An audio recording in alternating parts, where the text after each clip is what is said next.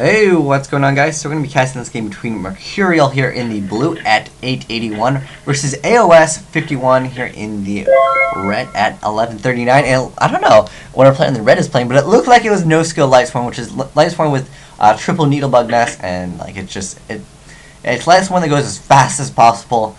And our player in the blue is going to be playing. Dang, I forgot the name of that Monarch. It's not actually a Monarch. It's used in Monarchs. It's going to allow Monarchs to exceed. But yeah, he did PM me, so he's playing some variant, probably with frogs, because that's the only variant I see when you contribute monsters to make it like decent, I guess. So let's see what our player in the blue does. Maybe we'll see an Aaron. If he does happen to have an Aaron, it'll be pretty devastating because setting back that Treeborn, or kicking back that Treeborn, does hurt quite a bit. So.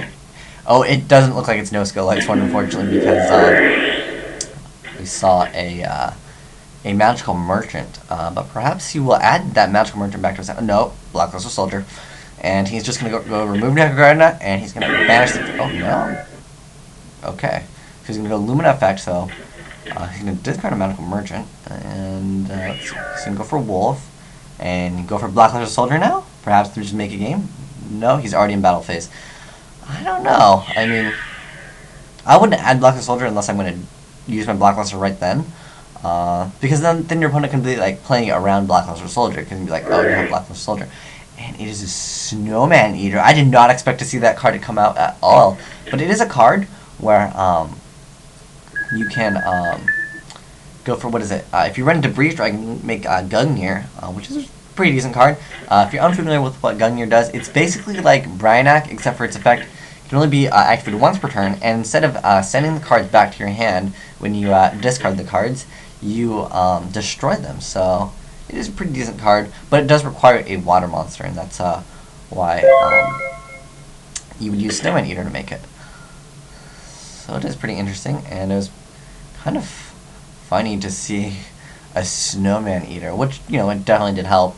I thought we were going to see the Blackluster Soldier attempt to attack twice, and try to just push for game. That's a lot of back row. Pretty interesting, so let's see what our player in the red is going to be able to do. He still has the effect of Lumina, which is pretty darn good. So he's going to move Lila to defense to pop 1, which our player in the blue should realize that he would do that. Let's see if he's going to be able to chain that card. It looks like he's using enemy control. I don't know if I agree with that. Can you tribute a face down one? Oh yeah, you can tribute. It's just tribute one monster. So you can take that, and he'll take the Lumina, which is a great idea to do because now our player in the red cannot activate the effect of Lumina and perhaps push. He's gonna set one. I mean, he could have went Blackluster Soldier attack, Snowman Eater attack the other one, but because he doesn't want to do that. So end phase, he will get back a Lumina though, and he'll be milling 3 for Lumina and 3 for Lila. So he's going through quite a bit of cards. Perhaps our Lightsworn player might actually deck out, because that does happen when you're playing Lightsworn. And generally though, you deck out when you're not really watching your moves, because at the moment our player in the blue can just sit on that Snowman Eater. And perhaps if he has Battle Fader, he can deck out the player in the red.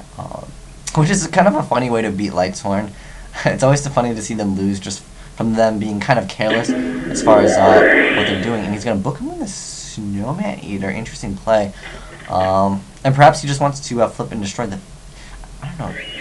Off the top of my head, if you can... Oh, so he's doing that during his standby phase because Book Moon is a quick play.